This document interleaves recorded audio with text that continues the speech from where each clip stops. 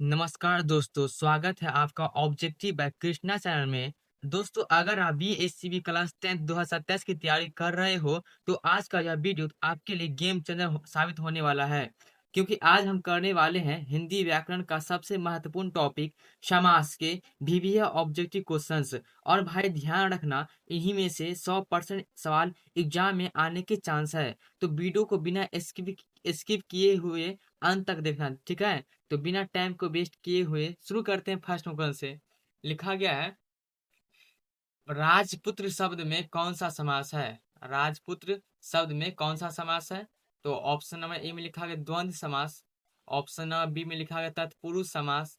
Option number C में लिखा गया बहुव्रीहि समास। और ऑप्शन नंबर डी में लिखा गया क्रमधारय समास। तो इसका सही आंसर हो जाएगा ऑप्शन नंबर में बी हो जाएगा, ठीक है। तत्पुरुष समास हो जाएगा सही आंसर। क्योंकि तत्पुरुष समास में ना कारक का विभक्ति चिन्ह होता है, ठीक है। इसमें हम इसको खंड जब करेंगे ना, तो राजा का पुत्र रहेगा। इसमें का है ना, मतलब गुप्त है ना, मतलब बिलाया हुआ है। तो राजपुत्र के शब्द में कौन सा समास है? तो तत्पुरुष समास है। ओके, चलते हैं नेक्स्ट की तरफ। लिखा गया 2 नंबर में। चलो भाई, ये दूसरा सवाल देखो, अगर ये आता है तो तुम टॉपर बनने के रास्ते पर हो, ठीक है। जल्दी से सोचो, टाइम शुरू होता है अभी। लिखा गया है सेकंड नंबर में, नीलकमल में कौन सा समास है? तो ऑप्शन नंबर ए में लिखा गया द्वंद्व समास। ऑप्शन नंबर बी में लिखा गया तत्पुरुष समास। ऑप्शन नंबर सी में लिखा गया क्रमधारय समास। और ऑप्शन नंबर डी में लिखा गया बहुव्रीहि समास। तो इसका सही आंसर हो जाएगा ऑप्शन नंबर में सेकेंड नंबर का सी हो जाएगा, ठीक है। क्रमधारय समास हो जाएगा सही आंसर। नीलकमल में कौन सा समास है? तो क्रमधारय समास है, ठीक है। क्रमधारय समास में ना विशेषण प्लस में, देखिए क्रमधारय समास में क्या होता है, विशेषण होता है।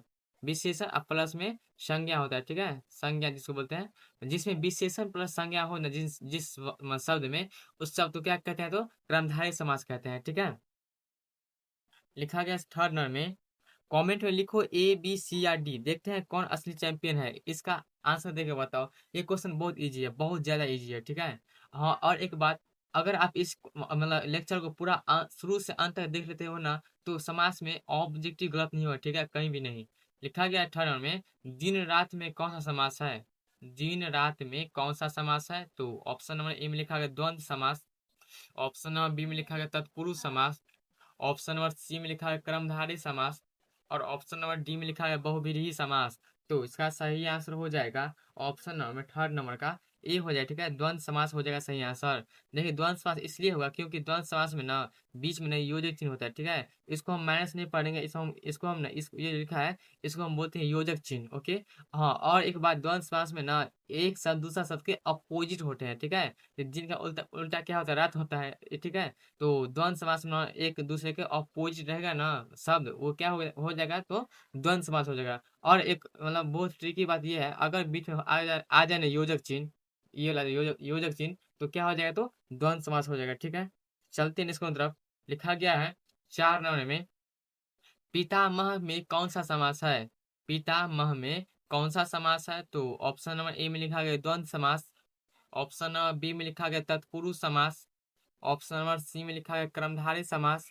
और ऑप्शन नंबर डी में लिखा गया बहुव्रीहि समास। तो इसका सही आंसर हो जाएगा ऑप्शन नंबर 4 नंबर का बी हो जाएगा, ठीक है। तत्पुरुष समास हो जाएगा सही आंसर। और पितामह में कौन सा समास है? तो तत्पुरुष समास है। जब इसको हम विग्रह करेंगे ना, पिता का माँ, पिता का माँ हो जाए ना, का आया ना बीच में, इसलिए जिस भी शब्द को विग्रह करके बीच में कारक का चिन्ह है, मतलब का के की रा रे री आए ना, वो क्या हो जाएगा? तो तत्पुरुष समास हो जाएगा, ठीक है।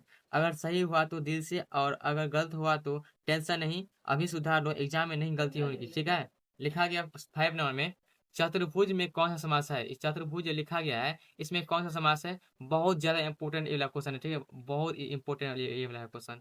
चतुर्भुज में कौन सा समास है? तो ऑप्शन नंबर ए में लिखा गया द्वंद्व समास। ऑप्शन नंबर बी में लिखा गया तत्पुरुष समास। ऑप्शन नंबर सी में लिखा गया बहुव्रीहि समास। और ऑप्शन नंबर डी में लिखा है कर्मधारय समास। तो इसका सही आंसर हो जाएगा ऑप्शन नंबर 5 नंबर का क्या हो जाएगा? तो सी हो जाएगा, ठीक है। बहुविधि समास हो जाएगा सही आंसर। और चतुर्भुज में कौन सा समास है? तो बहुविधि समास है। बहुत ज्यादा इंपॉर्टेंट ये क्वेश्चन, ठीक है, बहुत ज्यादा इंपॉर्टेंट। चलते हैं इसको तरफ। लिखा गया 6 नंबर में, गंगा जल में कौन सा समास है? बहुत ज्यादा ये, और ये तो और भी है, अभी क्वेश्चन मिला है, बहुत ज्यादा भी है, ठीक है। देखो गंगा जल में कौन सा समास है? तो ऑप्शन नंबर ए में लिखा गया है। दोस्तों याद रखो भाई, जो अभी मेहनत करेगा वही एग्जाम में टॉप करेगा, बाकी लोग सिर्फ पछताएंगे, ठीक है। कौन कौन 90+ लाने का टारगेट रखता है, कमेंट में लिखो आई विल टॉप। लिखा गया है गंगा जल में कौन सा समास है, तो ऑप्शन नंबर ए में लिखा गया तत्पुरुष समास। ऑप्शन नंबर बी में लिखा गया है कर्मधारय समास। ऑप्शन नंबर सी में लिखा गया है द्वंद्व समास। और ऑप्शन नंबर डी में लिखा गया बहुव्रीहि समास। तो इसका सही आंसर हो जाएगा ऑप्शन नंबर 6 नंबर का, क्या हो जाएगा, तो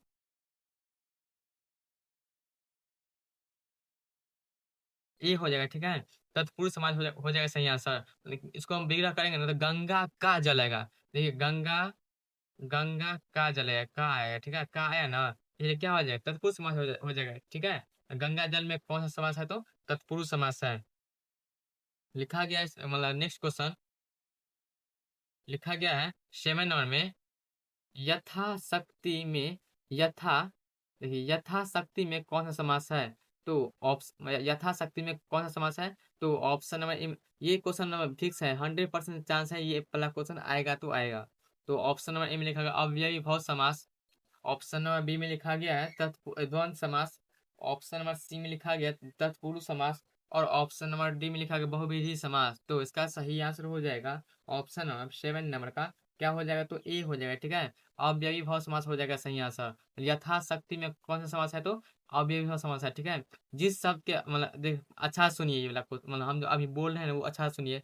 जिस शब्द के पहला में ना रहे न यथा, यथा रहे या यावत रहे या प्रति रहे या भर रहे या बे रहे ना शुरुआत में, तो क्या हो जाएगा, तो अव्ययी भाव समास हो जाएगा, ठीक है।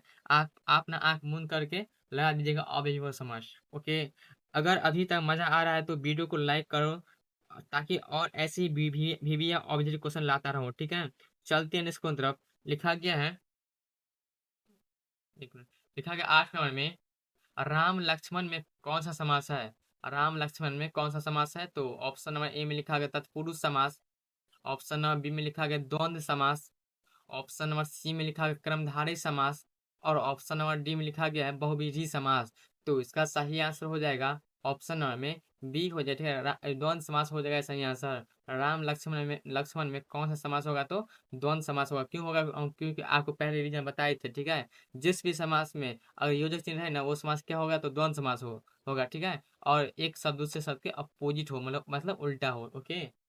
चलो भाई दिमाग का तेज कर लो, अगला सवाल आ रहा है, ठीक है। ये सवाल अगर सही कर लिया ना, ये ला सवाल 9 नंबर में, समझो आप बहुत इंटेलिजेंट हो, ठीक है। लिखा गया 9 नंबर में नीलकंठ में कौन सा समास है। नीलकंठ में कौन सा समास है, तो ऑप्शन नंबर ए में लिखा गया बहुव्रीहि समास। ऑप्शन नंबर बी सी में लिखा गया तत्पुरुष समास। ऑप्शन नंबर बी में लिखा गया द्वंद्व समास। और ऑप्शन नंबर डी में लिखा गया कर्मधारय समास। तो इसका सही आंसर हो जाएगा ऑप्शन नंबर 9 नंबर का, ए हो जाएगा, ठीक है। बहुव्रीहि समास हो जाएगा सही आंसर। और मतलब नीलकंठ में कौन सा समास है, तो बहुव्रीहि समास है, ठीक है। नीलकंठ में कौन सा समास है, तो बहुव्रीहि समास है, ठीक है। चलते हैं नेक्स्ट की तरफ। लिखा गया है 10 नंबर में महात्मा में कौन सा समास है। महात्मा, देखो महात्मा में कौन सा समास है, बहुत ज्यादा इंपॉर्टेंट, बहुत ज्यादा इंपॉर्टेंट, ठीक है। भी और ये क्वेश्चन बहुत ज्यादा इंपॉर्टेंट। महात्मा में कौन सा समास है, तो ऑप्शन नंबर ए में लिखा गया कर्मधारय समास।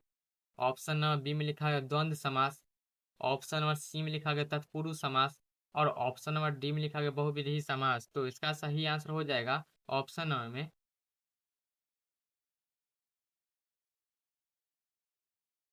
क्या हो जाएगा इसका सही आंसर, तो ए हो जाएगा, ठीक है। कर्मधारय समास हो जाएगा सही आंसर। मतलब महात्मा में कौन सा समास है, तो कर्मधारय समास है, ठीक है। ये सवाल पक्का एग्जाम में आएगा, ओके।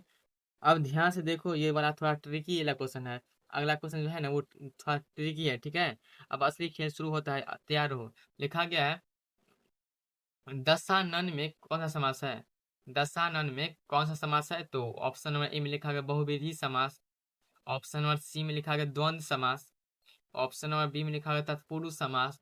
और ऑप्शन नंबर डी में लिखा है कर्मधारय समास। तो इसका सही आंसर हो जाएगा ऑप्शन नंबर 11 नंबर का, क्या हो जाएगा, तो 11 नंबर का सही आंसर तो ए हुआ, ठीक है। बहुव्रीहि समास हो जाएगा सही आंसर। और दशानन जो है ना वो भगवान का नाम है, ठीक है। जितना भी स्पेशल नाम होता है ना जैसे भगवान का नाम, वो सदैव क्या होता है, तो बहुव्रीहि होगा, ठीक है।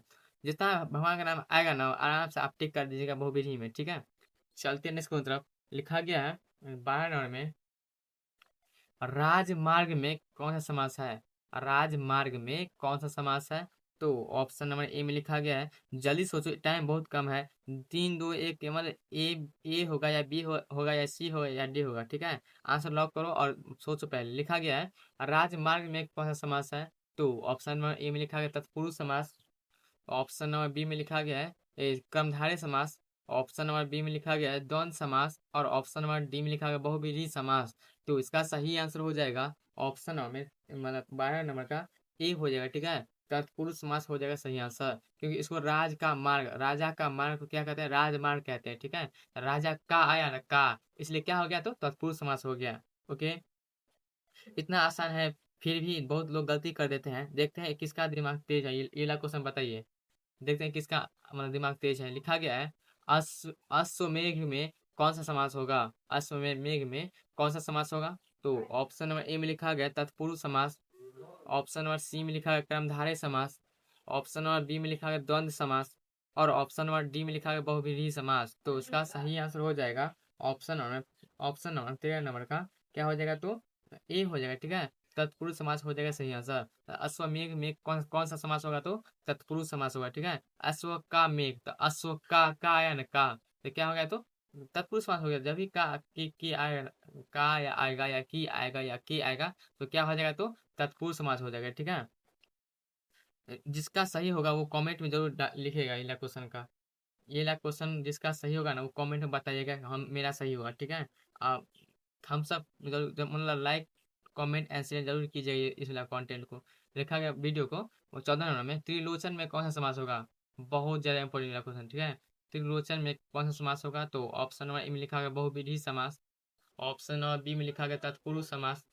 ऑप्शन नंबर सी में लिखा गया द्वंद्व समास और ऑप्शन नंबर डी में लिखा गया कर्मधारय समास। तो इसका सही आंसर हो जाएगा ऑप्शन नंबर 14 नंबर का ए हो जाएगा, ठीक है। मतलब बहुव्रीहि समास हो जाएगा सही आंसर। त्रिलोचन में कौन सा समास होगा? तो बहुव्रीहि समास होगा। ईमानदारी से बताना सही हुआ या गलत। कौन कौन बिना गलती कर रहा है, ठीक है, बताओ जरा। लिखा गया है 15 नंबर में सुख दुख में कौन सा समास होगा? बहुत ज्यादा इंपोर्टेंट क्वेश्चन, बहुत ही ज्यादा इंपोर्टेंट, ठीक है। बहुत ज्यादा लिखा है सुख दुख में कौन सा समास होगा? तो ऑप्शन नंबर ए में लिखा गया द्वंद्व समास। ऑप्शन नंबर बी में लिखा गया तत्पुरुष समास। ऑप्शन नंबर सी में लिखा गया कर्मधारय समास और ऑप्शन नंबर डी में लिखा गया बहुव्रीहि समास। तो इसका सही आंसर हो जाएगा ऑप्शन नंबर में ए हो जाएगा, ठीक है। द्वंद्व समास हो जाएगा सही आंसर, क्योंकि द्वंद्व समास हम बोले थे आपको योजक योजक चिन्ह होता है, ठीक है, और एक शब्द दूसरे शब्द के अपोजिट होते हैं, इसलिए क्या हो गया? तो द्वंद्व समास हो गया, ठीक है। सुख दुख में कौन सा समास है? तो द्वंद्व समास है, ठीक है। जिसका सही होगा वो खुद को समासित दे। लिखा गया नेक्स्ट क्वेश्चन, जलपान में कौन सा समास है? जलपान में कौन सा समास है? तो ऑप्शन नंबर ए में लिखा गया है तत्पुरुष समास। ऑप्शन नंबर बी में लिखा गया है द्वंद्व समास। ऑप्शन नंबर सी में लिखा गया है कर्मधारय समास और ऑप्शन नंबर डी में लिखा गया है बहुव्रीहि समास। तो इसका सही आंसर हो जाएगा ऑप्शन नंबर 16 नंबर का ए हो जाएगा, ठीक है। तत्पुरुष समास हो जाएगा सही आंसर। और जलपान में कौन सा समास है? तो तत्पुरुष समास है, ठीक है। गलत हुआ कोई बात नहीं, अभी सीख लो, एग्जाम में नहीं गलती होगी, ठीक है। ये वाला बहुत इंपॉर्टेंट है, याद रख लेना। चलते हैं नेक्स्ट क्वेश्चन तरफ। लिखा गया है 17 नंबर में अल्प बुद्धि में कौन सा समास है? अल्प बुद्धि में कौन सा समास है? तो ऑप्शन नंबर ए में लिखा गया कर्मधारय समास। ऑप्शन नंबर बी में लिखा गया तत्पुरुष समास। ऑप्शन नंबर सी में लिखा गया द्वंद्व समास और ऑप्शन नंबर डी में लिखा गया बहुव्रीहि समास। तो इसका सही आंसर हो जाएगा ऑप्शन नंबर 17 नंबर का ए हो जाएगा, ठीक है। कर्मधारय समास हो जाएगा सही आंसर। मतलब अल्प बुद्धि में कौन सा समास होगा? तो कर्मधारय समास होगा। ओके, ये मतलब इसको भूल गए तो एग्जाम में नंबर कट जाएगा, इसलिए भाई याद रखो, मेहनत अभी करो, रिजल्ट बाद में मिलेगा। जो अभी वीडियो देख रहा है वही आगे निकलने वाला है, ठीक है। लिखा गया है 18 नंबर में राजगुरु में कौन सा समास है? राजगुरु में कौन सा समास है? तो ऑप्शन नंबर ए में लिखा गया तत्पुरुष समास। ऑप्शन नंबर बी में लिखा गया द्वंद्व समास। ऑप्शन नंबर सी में लिखा है कर्मधारय समास और ऑप्शन नंबर डी में लिखा गया बहुव्रीहि समास। तो इसका सही आंसर हो जाएगा ऑप्शन नंबर 18 नंबर का ए हो जाएगा, ठीक है। तत्पुरुष समास हो जाएगा सही आंसर। राजगुरु में कौन सा समास है? तो तत्पुरुष समास है। ओके, राजगुरु में कौन सा समास है? तत्पुरुष समास है, क्योंकि राजा का गुरु को क्या कहते हैं? राजगुरु कहते हैं। राजा का यानी का, ये क्या हो गया? तत्पुरुष समास हो गया। सिंपल बात है। बाकी लोग स्किप कर रहे होंगे और तुम टॉप करने जा रहे हो, ठीक है। कंसिस्टेंसी ही सक्सेस की चाबी है, इसलिए बिना स्किप किए हुए देखिए पूरा क्वेश्चन लिखा वीडियो, ठीक है। लिखा गया है 19 नंबर में, अन्न जल में कौन सा समास है? अन्न जल में कौन सा समास है? तो ऑप्शन नंबर ए में लिखा गया है द्वंद्व समास, ऑप्शन नंबर बी में लिखा गया है तत्पुरुष समास, ऑप्शन नंबर सी में लिखा गया है कर्मधारय समास, और ऑप्शन नंबर डी में लिखा गया बहुव्रीहि समास। तो इसका सही आंसर हो जाएगा ऑप्शन नंबर 19 नंबर का ए हो जाएगा, ठीक है। द्वंद्व समास हो जाएगा सही आंसर। और अन्न जल में कौन सा समास होगा? तो द्वंद्व समास होगा, ठीक है, क्योंकि अन्न अन्न जल, तो अन्न जल क्या हो गया? द्वंद्व हो गया, ओके। चलते नेक्स्ट की तरफ। लिखा है 20 नंबर में, हाँ ये एग्जाम में ये क्वेश्चन ना घुमा फिरा के पूछा जाता है। इसको जिसने पकड़ लिया ना उसका सिलेक्शन पक्का, ये टॉपर वाला क्वेश्चन है, ठीक है। लिखा गया है, पढ़ते हैं, हरिद्वार में कौन सा समास है? हरिद्वार में कौन सा समास है? तो ऑप्शन नंबर ए में लिखा गया तत्पुरुष समास, ऑप्शन नंबर बी में लिखा गया द्वंद्व समास, ऑप्शन नंबर सी में लिखा गया कर्मधारय समास, और ऑप्शन नंबर डी में लिखा गया बहुव्रीहि समास। तो इसका सही आंसर हो जाएगा ऑप्शन नंबर में ए हो जाएगा, ठीक है, तत्पुरुष समास हो जाएगा सही आंसर। मतलब हरि का द्वार, तो हरि का आया ना हरिद्वार, तो हरि का द्वार में कौन सा समास होगा? तो तत्पुरुष समास होगा, ठीक है। और एक बात, अगर आप तत्पुरुष समास अच्छा से पढ़ लीजिएगा ना, और द्वंद्व समास और बहुव्रीहि को, अगर ये तीन तो पढ़ लीजिएगा ना, ये तत्पुरुष द्वंद्व और बहुव्रीहि, तो इससे आगे एग्जाम में जल्दी पूछ में नहीं करता है, ठीक है। इस ये तो मोस्ट वीवी है, मतलब टाइप में, टाइप तो है 6 लेकिन मोस्ट वीवी टाइप में है। तत्पुरुष समास, द्वंद्व समास और बहुव्रीहि समास है, ठीक है, ओके। तो दोस्तों आज हमने पढ़ लिया समाज के सबसे महत्वपूर्ण विभिन्न ऑब्जेक्टिव क्वेश्चंस। अगर आपने इस वीडियो को पूरा देख लिया है तो मान लो आपका ये चैप्टर लगभग स्ट्रांग हो चुका है। लेकिन याद रखना, सफलता उन्हीं को मिलती है जो रोज प्रैक्टिस करते हैं। तो इस वीडियो को एक बार और रिवाइज जरूर करना, और चैनल को सब्सक्राइब कर लो, क्योंकि यहाँ आपको मिलेगा BSE विधवा 27 का पूरा फुल तैयारी सिस्टम। मिलते हैं अगली वीडियो में एक और धमाकेदार टॉपिक के साथ। तब तक के लिए पढ़ते रहो, बढ़ते रहो और टॉप करते रहो। जय हिंद, जय भारत।